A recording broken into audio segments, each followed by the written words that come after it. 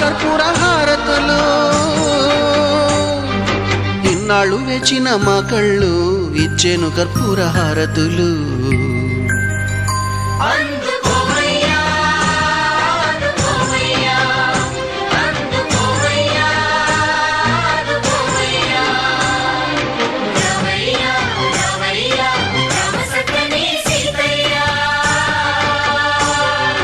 రావయ్యా రావయ్యా